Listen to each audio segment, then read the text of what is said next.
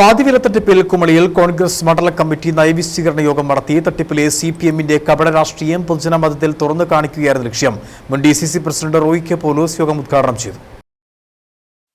പാതിവില തട്ടിപ്പ് കേസിൽ കുമളിയിലെ കോൺഗ്രസ് നേതാക്കൾക്കെതിരെ CPM കള്ളപ്രചാരണം നടത്തുകയാണെന്ന് നേതാക്കൾ ആരോപിച്ചു. വിഷയത്തിൽ കഴിഞ്ഞ ദിവസം CPM നേതൃത്വത്തിൽ കുമളി ടൗണിൽ പ്രതിഷേധ പ്രകടനവും യോഗവും സംഘടിപ്പിച്ചിരുന്നു. ഇതിനെതിരെയാണ് കോൺഗ്രസ് കുമളി മണ്ഡല കമ്മിറ്റി നയവിശദീകരണ യോഗം സംഘടിപ്പിച്ചത്. കോൺഗ്രസ് കുമളി മണ്ഡലം പ്രസിഡന്റ് PP റഹീം അധ്യക്ഷ വഹിച്ച യോഗം മുൻ DCC president Roy K Paulose ഉദ്ഘാടനം ചെയ്തു. കുമളി പഞ്ചായത്തിൽ ഉൾപ്പെടെ CPM വലിയ അഴിമതികൾ നടത്തുകയാണെന്ന് അദ്ദേഹം ആരോപിച്ചു.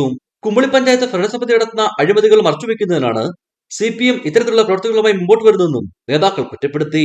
പറഞ്ഞിരിക്കുന്ന ആളുകൾ ആരും പണമടയ്ക്കുമെന്ന് ഞാൻ വിശ്വസിക്കുന്നില്ല, അതിനും സാധ്യതയില്ല.